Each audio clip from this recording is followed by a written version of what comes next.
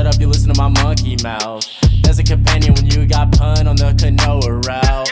Hopped in a portal and got in a fight, Elias knocked him out. Bow, Naruto fighting style. Bow, UFC he tapped out. Bow, we win, we get crowned. Monkey mouth, monkey mouth, monkey mouth, monkey mouth. Them Portal Boys be podcasting. This is Joshua. And this is Elias. And on this episode, we're going to be covering Season 2, Episode 8 of Rick and Morty, entitled Interdimensional Cable 2, Tempting Fate. And this episode's a whole lot of fun. Man, I loved it. Yeah, I mean, anytime that we're doing the Interdimensional Cable episodes, it's going to be a lot of fun. Yeah, because there's so many random things that come up. And they definitely were, we're taking, taking all they could out of it by just pretty much mocking the first Interdimensional to Cable. So yeah. It was great. Yeah, they were like, you don't understand why we even need to do a sequel. We pretty much nailed it the first time. Yeah, they just took the wind out of their own sails pretty proactively. It's the best. I love they set the bar low. They're like, yeah, we already nailed it once. We don't need to do it twice. But the episode effectively starts with the family busting into an alien hospital. Yeah, Jerry's on a stretcher, vomiting and sick. Green goo is coming out of all of those orifices, nose, eyes, yeah. And Rick basically explains that if anybody gets any of that vomit in any of their orifices, they'll go into a murderous rage. Yeah. And then, of course, the best doctor in the galaxy, Dr. Glibglob, walks out and he's like, I'm Dr. Glibglob. A super gentleman, just really sweet. I'm Dr. Glibglob. Just immediately gets vomited in the face and starts having this meltdown, and Rick just shoots him. He just wastes no time at all. And as this is going on, one of the best lines happens. He goes, who keeps an amoeba in a pint of Cherry Garcia? And Rick is just right there on top. I'm well, the second drawer is mine. So it's technically, everything in the second drawer is mine. And so it was, and like you said, it was the second big shout out to Ben and Jerry's. They make good ice cream. Yeah, they make good ice cream. Cherry Garcia is one of my favorites when it comes to them. But American Dream, can't beat it. No, Half Baked. Oh, so great, so good. But so effectively, they wind up pushing Jerry into the hospital room, and the family goes to she immediately throws Rick out because Rick is basically completely basically punts it and is not concerned at all. He's just basically talking about something non-important. I think he completely diverts the argument of him of whatever's going on. He deflects it to the point where she's basically just go sit in the lobby and just shut up. Get on out of here. And so Rick, of course, just wedges a crystal into the fucking cable box. And now it's the nurse, the one in the lobby, or the person in the lobby is basically what are you doing? And he's making things better. I'm just making it better. Leave me alone. It's I don't know. We pretty much nailed it the first time. That's where they end with I don't know. Yeah. Nailed it the first time. So. But the skits that happen in Interdimensional Cable are just fantastic. Man versus car. It literally gets just taken out. It's not even a fight. I think he hits the hood once. He kind of grapples with it. Yeah. And then it just rolls over the top of him and just chews him up. I just love the fact that since it's so improv and everything, they're literally laughing within the final cuts of everything. So you get whenever the the arm. Don't the cars always win? Yeah, the arm just literally gets ripped off by the tire squealing on top of it, and these two are just laughing at each other, saying, "Yeah, doesn't the car always win?" Yeah. It's wonderful. And one of the guys' name is Dick Nose. Dick Nose. So the interdimensional cable episodes are kind of difficult to go over in the podcast because we're typically going over points in the story. Yeah, there aren't any points in the story. It's just a hodgepodge. Yeah, it's a hodgepodge of things that just aren't going to go anywhere in the editing floor. So it's we're gonna make, how do they build that, but with plumbuses, or there wasn't too. I don't think there was what is it called, where they went to the spider. Colin, or the Spider Earth. That was recent. Yeah, but there wasn't. I didn't see them in this one this time. Why can't I think of what they're called? The actual movie they went to go see. Oh, the ball fondlers. Yeah, the ball fondlers. Yeah, there was no ball fondlers. Yeah, there was no ball fondlers. Which out of the first one, I like Ball Founders so much, but I think the house hunting one is the one that just kind of slides under the radar, when they're literally like coming out with guns and they're house hunting to like catch a house and live in it. I liked Windwolf. Windwolf. I never thought of the where and werewolf as who, what, when, where. That was great. He just so we have them just kind of going through all those really interesting, the eye hole. And he goes, and he literally, it's almost like, do you know who the Noid is? I know you don't. Yeah, I'm familiar with Okay, so the Noid destroys pizza, so it's essentially the same thing, but him crush. And she calls it a cereal, but in no way do I see them adding milk to the eye holes. I mean, even in the end, whenever Jerry finds Rick's eye holes, he's just eating them out of the box. Yeah, he's just eating them out of the box. So I don't know, like, what your definition of a cereal is, but from what I've heard is it's a cereal. Crunchies out of a box, I guess, is close enough. But yeah, so he literally attacks anyone who eats it, and then of course he like drops it from the ceiling out of a helicopter. And of course, like, Rick is like, he really attacks you if you eat his eye holes, but they're totally worth it. They're fucking delicious, and it's worth it. Yeah. So we get whenever Morty notices the lady with the shit on her face, and she's like, is she like here because she's at the hospital, or is she here because she's an alien? And then she pours herself a cup of coffee, and he's just enthralled by this. Like, he he's just like, does is that not how she looks, or is she here because of the shit on her face? Like, what is happening? What is happening? And then she wakes up, right? She doesn't wake up, but she just like winds up on one of the television shows. In an instant, is standing on top of a light pole. Yeah, and it's like, how did I get here? And I love that as the family is like talking about it. Yeah, the host of the show is looking through the TV at them. He's like literally like keeping track of their conversation, like looking down into the room. I forgot what it was where they turn off the television.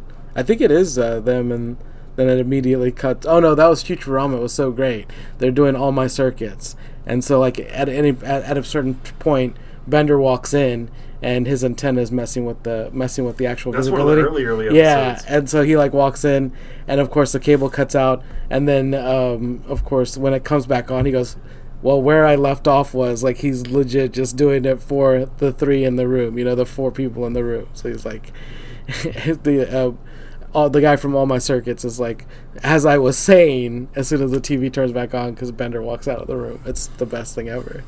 That's great. It's like they're breaking the fourth wall on the TV show. It's the best, yeah.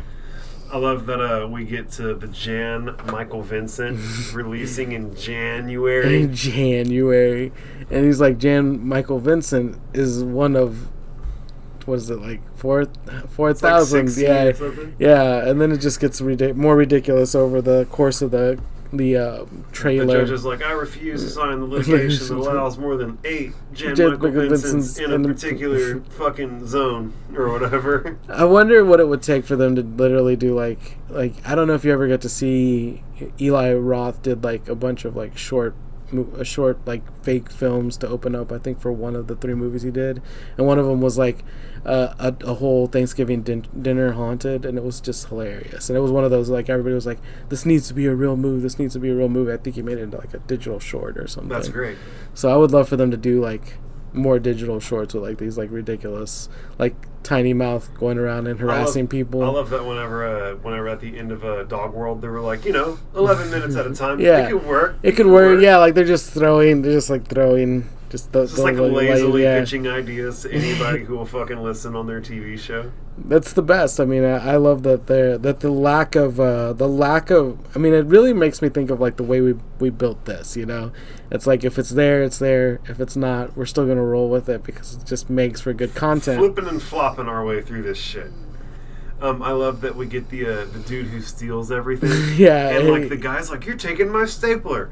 And he fucking chloroforms him and steals him. Yeah, and then he goes into his little special room where no one... I'm in my quiet safe room where all the people we stole stuff from can't get to us. Yeah. Like, so fucking straightforward. It's just so the great. Creepiest, man. It's just amazing. There's what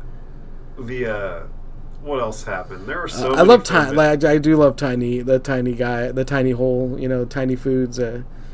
Oh, and come eat some food, you fucking bitch. Yeah, that's what I was like about to say. It's like, oh, I'm just kidding. Food, you fucking piece of shit. He's like, fucking piece of shit. Oh, I'm just kidding. And he's I'm like just leaning kidding. out of the leaning up and out of the bathroom stall, watching and, like, the guy fucking with the guy who's pissing. Yeah, like literally just beating up on a guy verbally that's just taking a piss in his Small establishment. food won't get stuck in your lips. Just He's the most like, ridiculous shit. we got little hams, and little turkeys, little people, Little fried eggs. little fried eggs. There's the comedian with the ad-lib songs. Yeah, and it's just basically him like saying what the person It does. has literally. I'm a tax attorney. Forget about religion. Forget about Jesus Jesus Christ. Yeah. It has nothing to do with what that Just- guy does yeah. at all. And even the guy's like, "Wow, how does he do it?" And he kicks him out. He's like, "Yo, fucking security, get this And he fucking beats guy the shit out of here." him on top of that. He's like, but why? And he's like, the guy just like knocks him in the jaw for asking why. I think one of my favorite bits in the whole thing is Michael and Pikel. Oh, Michael and Pikel, and he's like,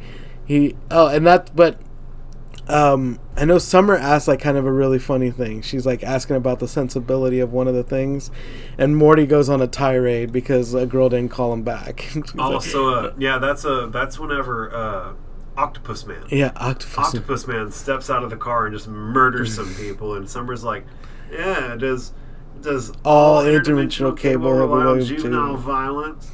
And fucking Morty's like, "Bruh, species that communicate through the filter of your sensibilities It's are like less what's evolved than- wrong with like us trying to placate to your sensibilities is what's going to be the downside of he civilization. literally says that that species that communicate through the filter of your sensibilities are less evolved than species that simply communicate. It's the best, man. It's great. I mean, it definitely is like But then shitting on cancel culture for sure. But then he comes out of it and just he's still in Sully. Well, So it's all Rick is even like, "Oh, geez, Kimberly didn't text you or whatever." It's something Yeah. we've never heard. Yeah, never hear again. Yeah, and then it's like you were saying that as this is going on, they're talking about the what was it? It was Michael and Pikel, and Michael and Pikel, of course, are like there. You can see a tug and war back and forth, and one is doing the news, and the other one is doing a food cooking show. Yeah, it's just he's like chopping up an eggplant. And then they start tug of warring, and so of course he's like they wanted you, not old Pikel. They probably had Michael. They probably had that name planned. They saw me and they're like, "Oh, well, fuck it. I guess we're just gonna call him Pikel." I love how Summer's like, "Why would they ever do it this way?" And Rick's like, "Do you have any idea how much I must save on production?" Like, always, just trying to get the last dime out. He's just a businessman. He's savvy. I mean, this is the same guy who runs fucking Anatomy Park, a literal amusement park inside of someone else's body. He runs. He spitefully runs a store just to get at the devil. It's great. Oh man, the fact that the Rick can like go blow for blow with the devil is like, man, what a legend. What's funny is that he was willing to open up a store to spite the devil, and you're willing to open up the store just to get a comfortable shopping experience. Bruh, so the people who are listening to this are going to be a little disconnected from that because they didn't just come over from SUYL. We just recorded an SUYL, and I went on a whole goddamn tirade during SUYL about how shitty the supermarkets are these days. Yeah. Now, I can't wait for smaller supermarkets to come in and like fill the void, right? Like I feel like every city where you can only shop at a major supermarket deserves a smaller grocer, right? Like a small, an quaint, intimate, comfortable place to do your grocery shopping. Because I got a lot of anxiety and I ain't trying to catch a murder charge. It's just as simple as I can fucking be about it, guys. I'm crazy. I don't need to be standing in line for a half hour or getting bumped into by old ladies. I need somewhere that caters to me, man. HEB ain't doing it, bro. The Walmart ain't doing it. They don't give a fuck. They're like, fuck you. You suck. So we need to make a commercial for your establishment that's going to be produced through Monkey Mouth. That sounds great, man. If I can just like put up the flag and say, hey, someone come to my city and make a fucking grocery store so that I can shop there, and someone actually comes and does it, God, I'll suck your fucking dick. I'll lick your taint, bro. Like, what's up? Come give me, like, listen, look up Diaz Market in Austin, Texas. I want that in every city. Any place where there's like literally no competition for groceries outside of like the 2 major supermarket chains that have moved into the city. They need a Diaz Market. Period. Okay, so on that tangent, we were talking about... I actually won't shop at Diaz anymore because they refused me service over that mask one time. Right, whenever the CDC started saying you don't need a mask, and then people were just fucking clinging on to the idea because they didn't want to admit they were wrong the whole time. I went in and they were like, we won't serve you unless you have a mask. And I was like, all right, cool, never coming back. I never went back. Like, it's literally that simple. Like, it's such an easy way to lose someone's business. Like, I will absolutely just go shop somewhere where they'll serve me how I want to be served.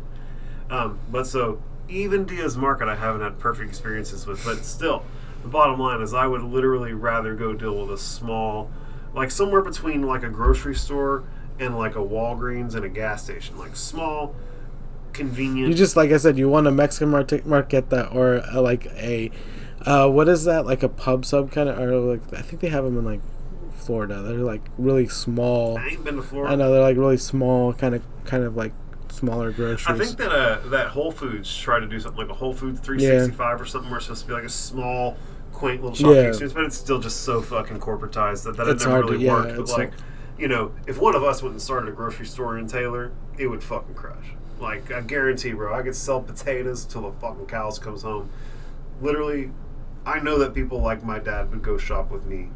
And like anybody like me, anybody who's got anxiety, anybody who's trying to avoid the ridiculousness of the grocery store would go what would be shopping. kind of cool is if, like, since you own your own grocery store, it's like 12 people at a time can only shop. I don't own my own grocery store. No, I'm saying, if the supermarkets are going to keep serving me inappropriately, and I'm going to start my own fucking I'm just saying, like, at any given point, you could just be like, okay, we're only allowing 12 people in this grocery store at any given time.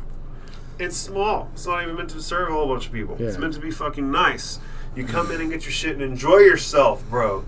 When did it become like an abstract idea that you're supposed to enjoy yourself out in the fucking world? Like, no, man, you're just dealing with corporations that are like going to serve you as minimally as they possibly can so that they can rake in their profit. Well, I mean, think about think about how far we've come from things looking relatively inviting, and then things looking like a McDonald's from 2008.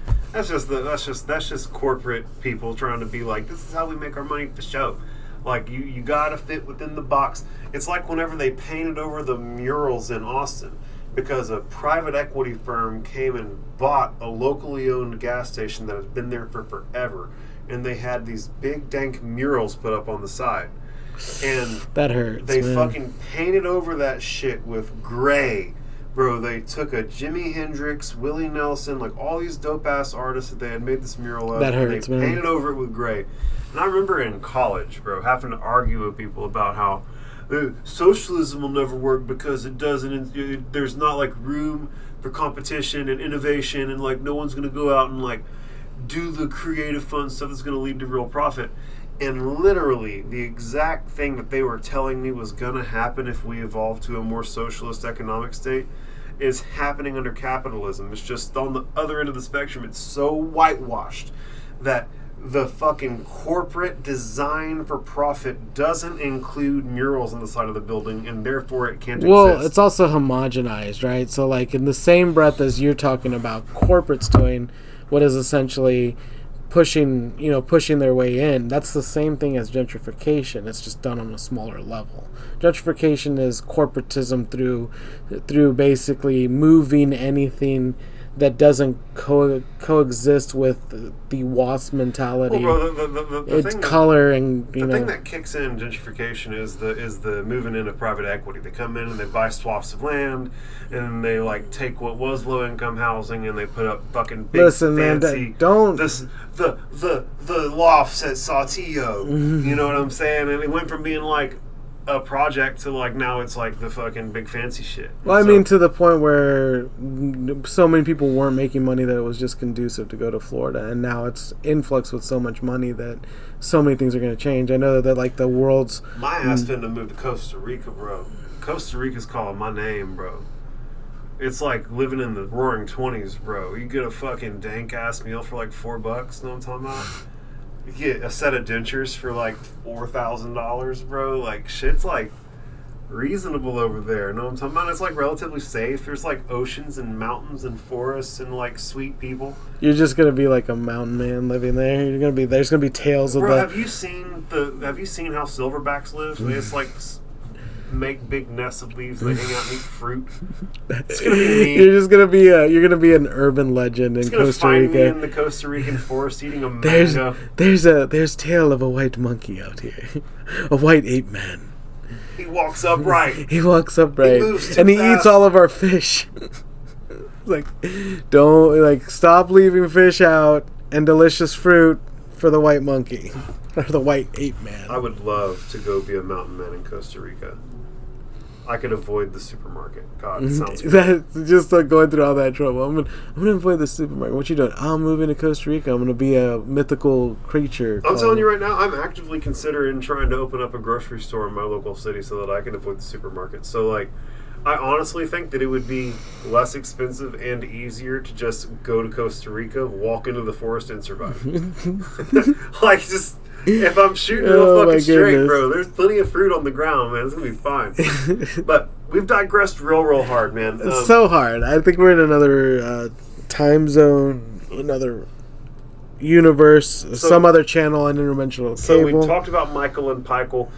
We got to see how they make a plumbus, but they didn't explain what a plumbus does. Yeah, and it was like we removed the sleeve to only to recollect it for later use. I like how one guy's whole job is to walk up and spit on the plumbus. Yeah, he like tickles it and spits on it. I think like he rubs the plumbus and then spits on it. Fucking gross. The personal space guy, god damn it, the personal space guy is fucking wonderful.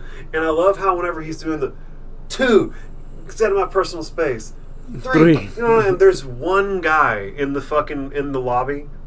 He's like a fish person in the very back, and he's like fist pumping with him as he does it every time. Like, everybody else is looking at it confused. There's one guy who just gets it. Yeah, he's like, wow, this is great. And I think like you were really loving the fact when he's just like he's over everything. He doesn't even he wants personal space from his skin. All you hear is uttering out of Rick's mouth is like, what does he say, like dumbass? Oh, what a fucking asshole. Yeah, everybody else is like shocked, and Rick's just like, what an asshole. Yeah. He literally rips off his own skin. He's done with it. And then there's even there's still a next episode, so who knows what's going to happen next, because it's like stay tuned for tune in next week. For personal space. But up next is like basically a Downton Abbey like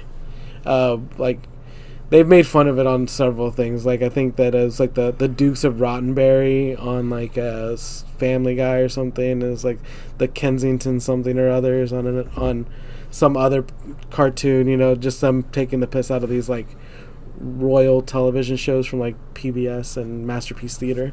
Like they're picking fun at Dukes of Hazzard type shit. Yeah, but instead it's like, don't think of it as Dukes of Hazzard. Think of it as like the most classiest television show. Yeah. They're just taking the fucking wind out of anything. Yeah, exactly. I mean, like Rick said, whenever he came back from being Tiny Rick, regular Rick, back ruining everything. You think he's not here to ruin everything? You're tripping. Exactly.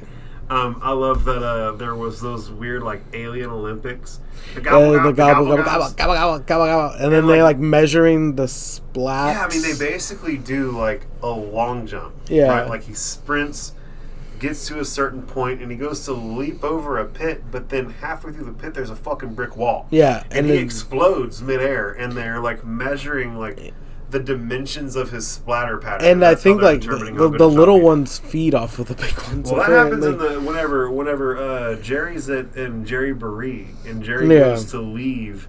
He runs into a homeless Gobblegob, and he refuses to give the Gobblegob money, and the Gobblegob gets upset and explodes. Just explodes, yeah. And the little Gobblegobs run up and like scoop the fucking goo off of Jerry and just start drinking it. Yeah. So they're cannibalistic. They don't live too long. I don't think there's any coherence to be found with the Gobblegobs. Yeah. I think that they're literally just coming up with whatever the fuck they want for those guys on the fly. And we already talked about Octopus Man. He was actually like the last.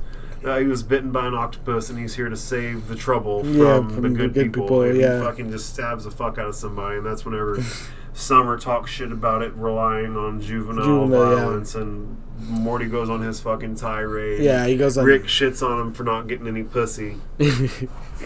And so while all this shit is happening on interdimensional cable, Jerry's having the adventure of a lifetime. Yeah, he's definitely like in it right now. He's in deep because so there's a character named Shrimply Pimples, and he's basically going to revolutionize everything. He's gonna dictate he's gonna directly influence the fate of hundreds of millions of people, of sentient beings' lives. Yeah, and basically they need Jerry's dick, right? Like the slight asymmetry of the balls, and like the actual dick is going to serve as something, and like it's all going to help his heart is what I think it is, right? It's an alien heart. Yeah, it's an alien heart. Human dick and testicles is an alien heart. Yes, and they're like, bro, we're going to use yours, and it's going to like help improve the lives of hundreds of billions of people.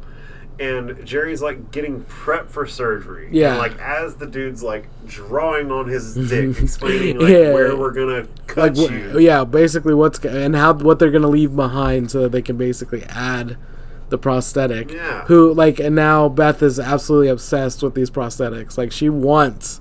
Oh, I'm sorry. That's perfect. Yeah. I mean, so like Jerry like agrees, right? Yeah. Like kind of hastily because there's like everyone at his tables like these 8 men don't know what the fuck is up. You know, they're a small, undeveloped. Yeah. Oh, yeah. He just shits all like this like wizard, just basically comes out of the sliding doors, being like guarded by people with no real reference to who he is, but just the fact that he's lived among us, and that we not only we like as men we mock the size of it, big or small. Yeah, it's funny to say it's big. It's funny to say it's small. I never saw it not get a laugh. Yeah. And that's where Jerry's like, fucking hold up, I'm gonna do it, and y'all tell Shrimply Pimples that Jerry from Earth didn't hesitate. Right? Yeah.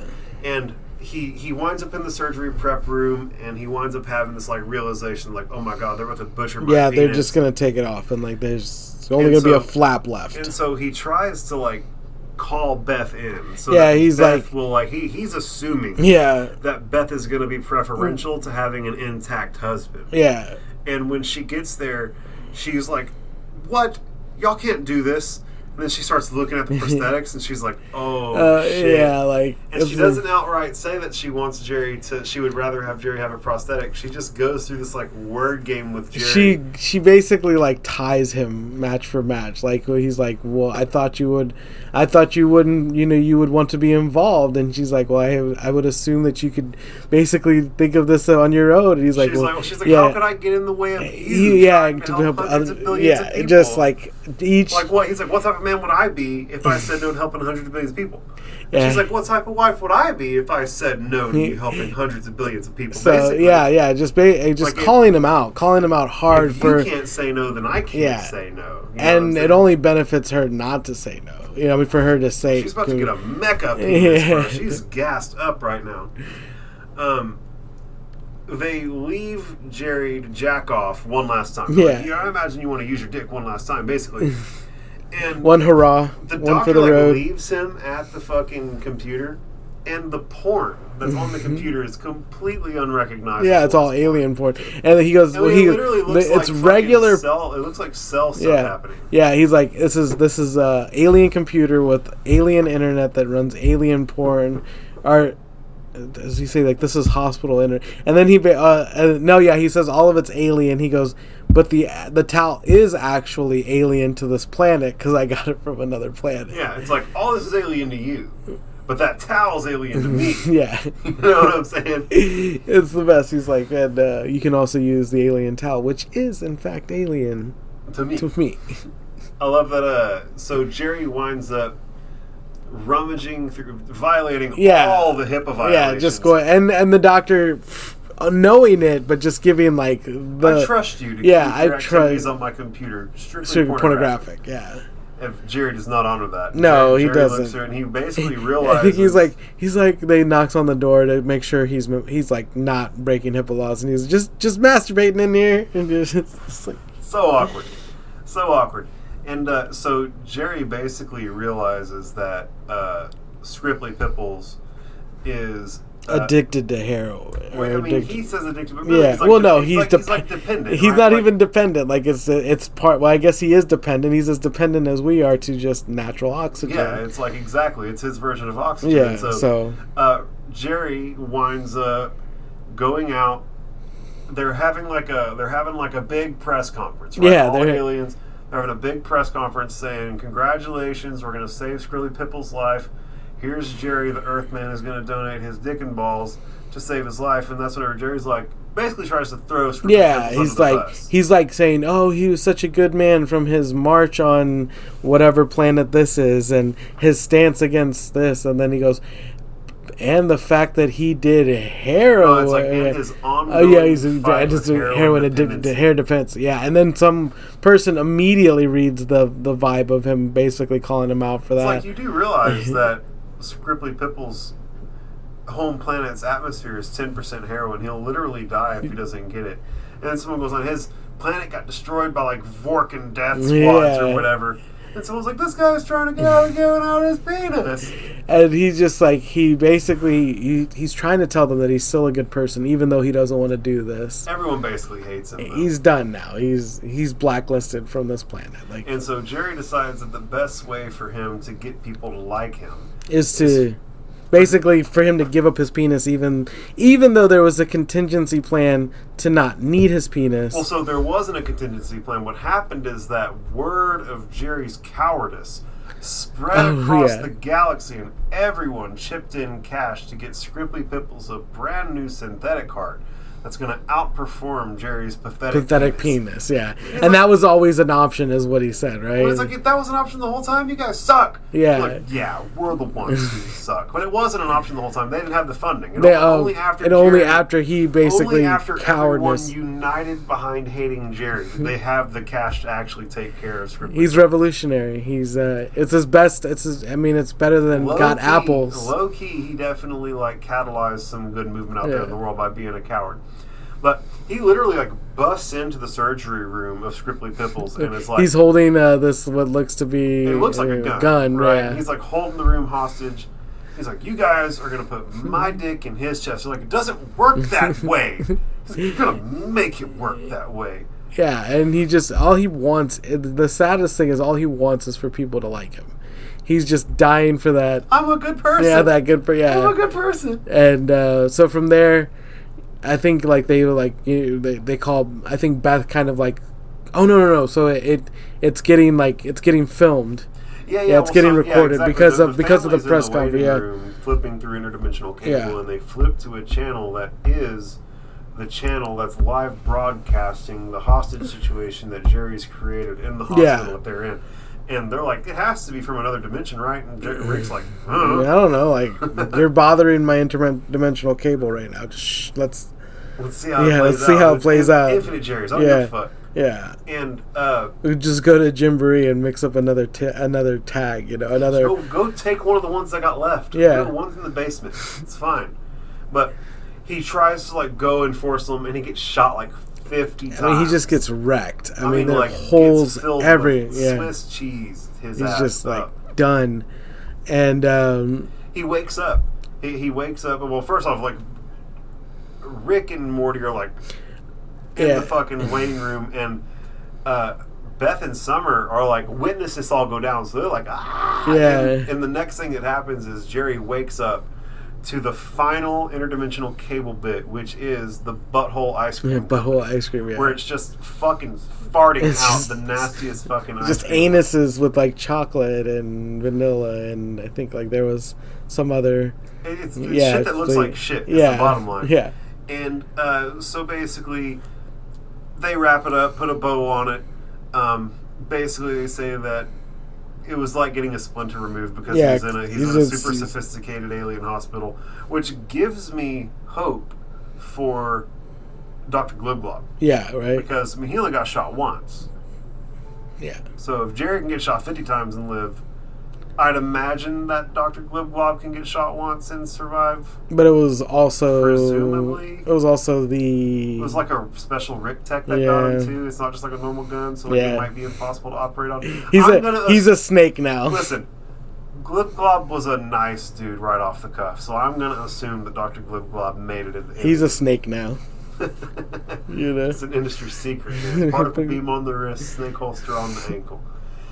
But so, basically Jerry determines that like it's best for him to not give a shit what everybody thinks about him, and that he wants to go to the zoo with his family. And they just tear into his ass on that. Like, apart for that. What is wrong with you? Nobody wants to go to the zoo. Like, what is your problem? Like, he just wants to like get the family together and have this like moment, and they just immediately just torpedo it. You know what it reminds me of? It reminds me of the scene whenever Beth was dealing with Cyborg family, and Morty had Cyborg Morty had his like awakening. Mm-hmm. It's like, I want to run in the street. Oh yeah. And it's like whenever they put the consciousness into like blank Morty. You're gonna be my toaster now. Yeah. But whenever Morty gets back, Beth is like, "Do you want to go run in the stream?" And Morty's like, "What the fuck?" Yeah, like what are you talking about? I think I have scurvy. There's other shit going on. And it's just funny how like every time that like there's Jerry a break. or Beth have a revelatory experience, they're immediately snapped back into the shitty reality that they're trying. Wasn't that the great thing of the Meeseeks made her an actualized woman, only to come back and have to pull Jerry into a well-rounded golf game? The fucking Meeseeks episode is such chaos. God, I love that episode so much. I wish they would do more. I think there's only like 2 other times we've ever seen the Meeseeks, right? Or 3, right? There's once where we see a Meeseeks in an arcade helping a stranger. Yeah.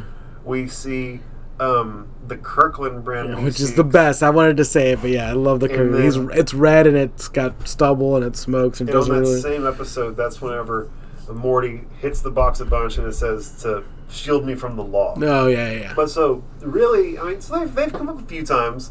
I can't sit here and say that they haven't revisited the Meeseeks and they haven't like made it a thing, but like, bruh, I need more Meeseeks. I need a whole other Meeseeks episode.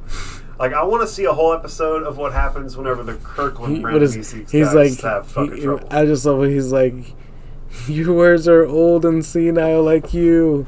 He just goes off on the guy who's been there the longest. It's your failures that have brought me into this world. Yeah, your failures are your own, old man. Your failures are your own, old man. That's the best thing ever said, you know?